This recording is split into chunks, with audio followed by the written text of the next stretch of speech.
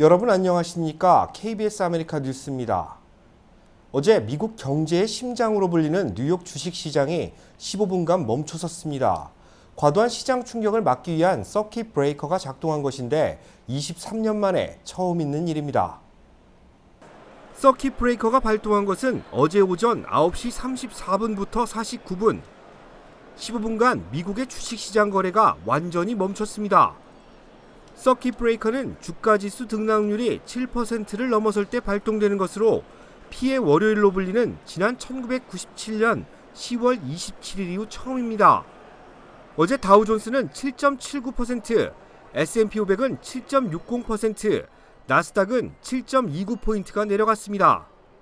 이는 코로나19 여파에 따른 국제유가 폭락이 원인으로 분석되고 있으며 미국은 물론 유럽과 아시아 증시에도 악영향을 미쳤습니다. 23년 만에 미국 증시가 멈춰선 날인 어제 월가는 11년간 이어온 세계 증시의 호황이 끝났다는 선언을 했습니다. 코로나19 여파에 따른 세계적인 경제 불황, 앞으로 어떻게 전개될 수 있는지 증권 전문가 모시고 이야기 나눠봅니다.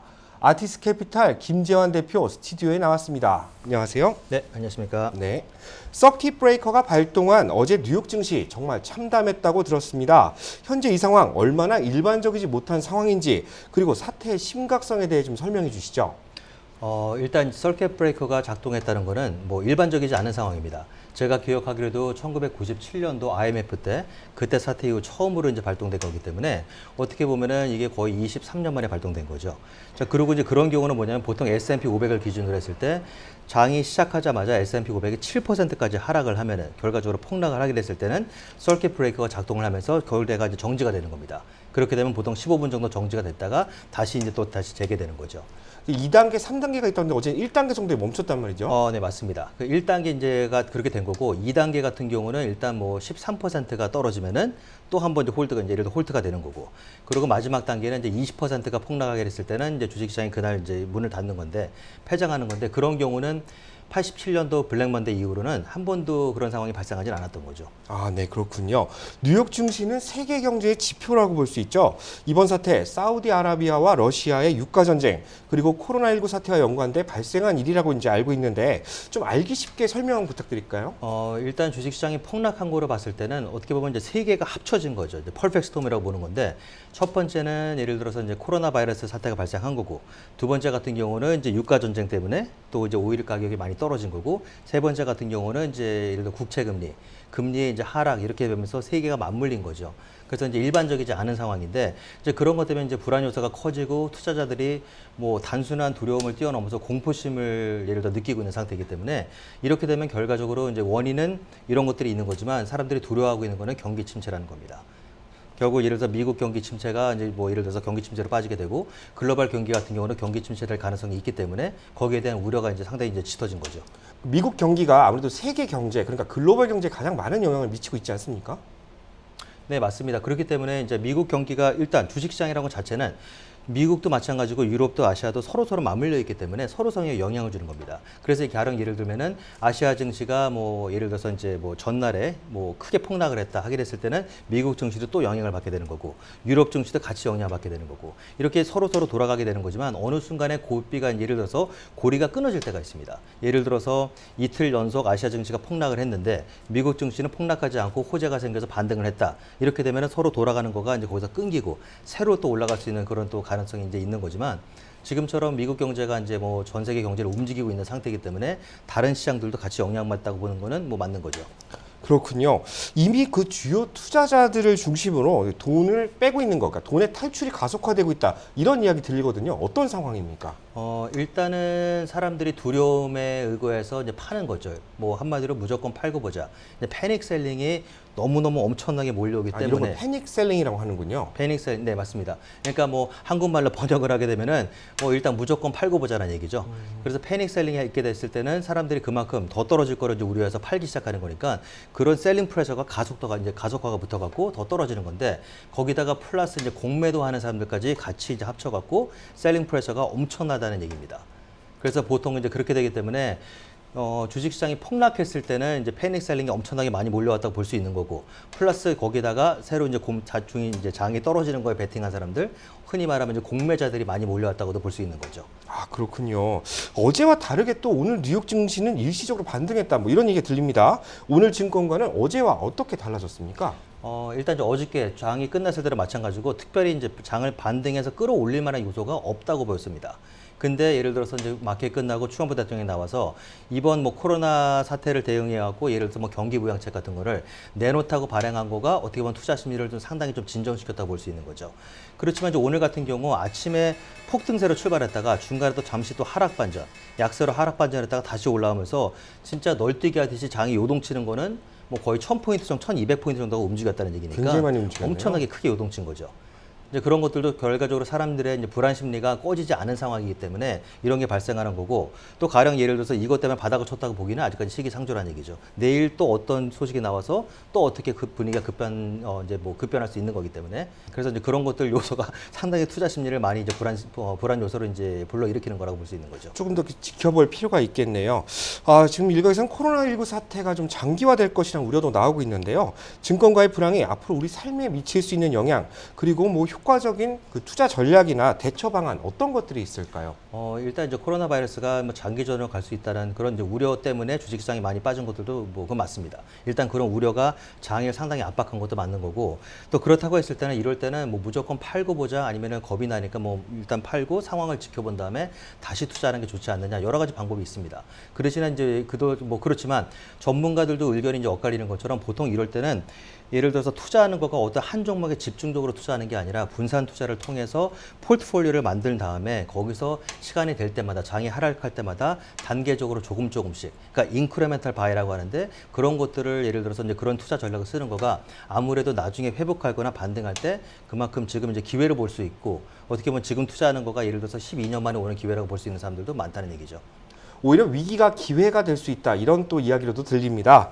코로나19 사태 여파로 세계 경기가 굉장히 침체되고 있는 모습입니다. 아무쪼록 다시 증시가 올라가고 투자 심리가 안정적으로 회복되길 바라는 마음입니다. 오늘 나와주셔서 감사합니다. 네. 다음 소식입니다. LA 카운티에 코로나19 확진자 2명이 추가되며 보건당국이 바짝 긴장하고 있습니다. 보건당국은 60대 이상의 시니어들이 바이러스에 더 취약할 수 있다며 기본 위생관리에 힘써줄 것을 당부했습니다. 박시몬 기자의 보도입니다.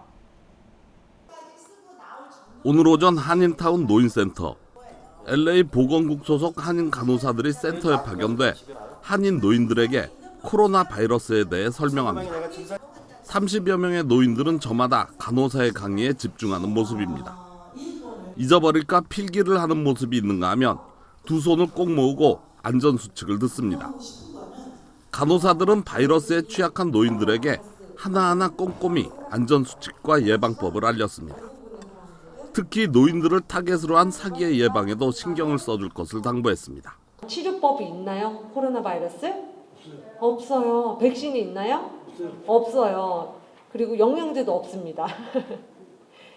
네. 그렇기 때문에 만약에 이거는 코로나 바이러스를 치료할 수 있는 약입니다 하면요, 그거는 허위 제품이에요.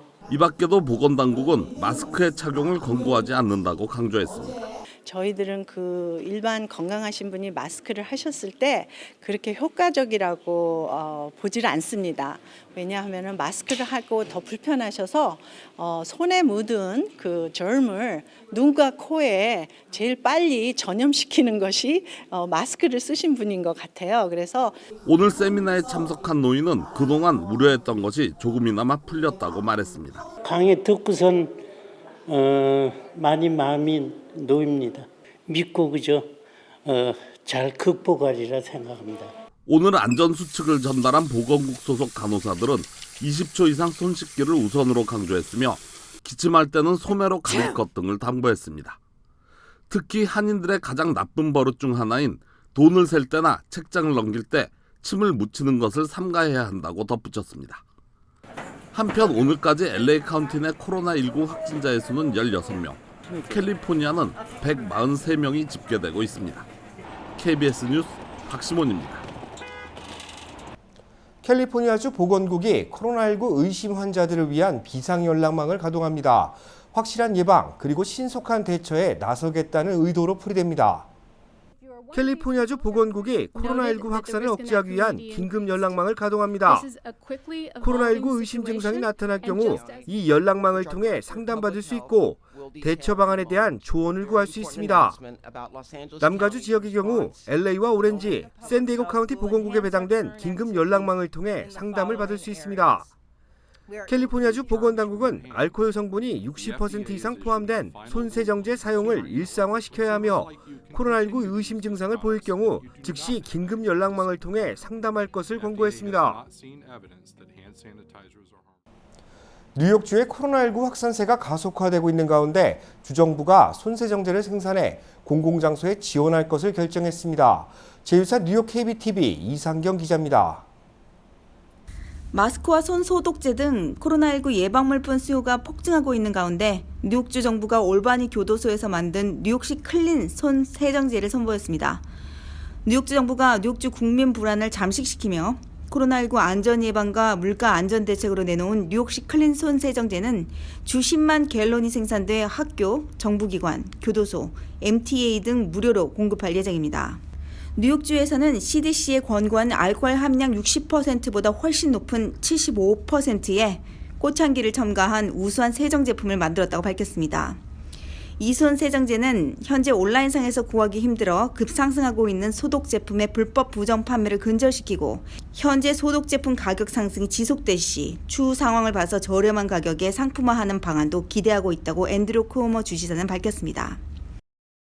또한 한인 교민들을 위해 뉴저지 한인 네일협회가 자체 비용을 들여 제작한 손 세정제 무료 기증식이 오늘 오후 1시 뉴저지 한인회에서 있었습니다. 손 세정제는 오늘 화요일 1차 240병, 전달 후 2, 3차에 걸쳐 총 1750병의 세정제를 만들어 한인 동포들에게 무료 제공됩니다. 뉴저지 비상대책위원회는 이번 2차 대응책으로 공동 성금 모금을 통해 구호 물품을 구입해 한인 교민들을 위해 기증할 계획도 가지고 있습니다. KBTV 뉴스 이상경입니다. 미주 한인 이산가족들이 북한에 거주하는 가족들을 만날 수 있도록 촉구하는 법안이 연방 하원 본회의를 통과했습니다. 북미 이산가족 상봉 현실화에 한 걸음 다가갔다는 평가입니다.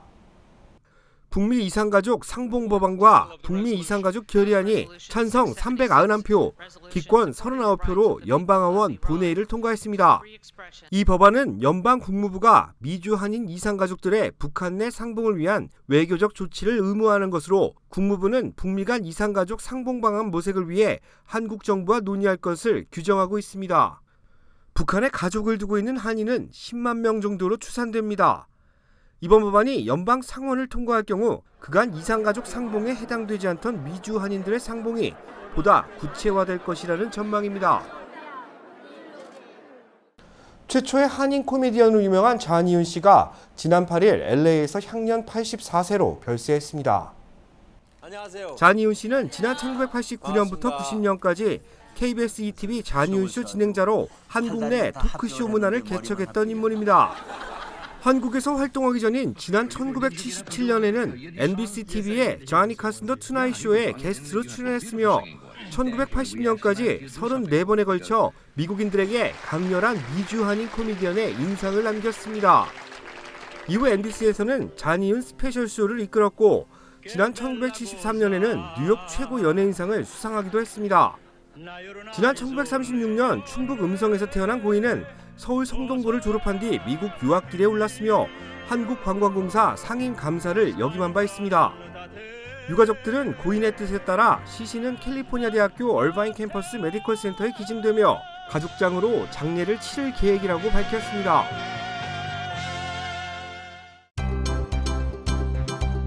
오늘의 주요 단신입니다. 마이크 퓨어 LA시 검사장이 오는 2022년 LA 시장 선거에 출마할 뜻을 밝혔습니다. 퓨어 검사장은 노숙자 문제 해결과 저소득층 전용 주택 확보를 주요 공약으로 내세웠습니다. 퓨어 검사장은 LA시 오지구 시의원, 가주 하원 의원을 역임한 바 있습니다. 코로나19 확산에 따라 개빈 뉴섬 주지사가 주 전역에 휴교령을 내릴 것을 검토하고 있습니다.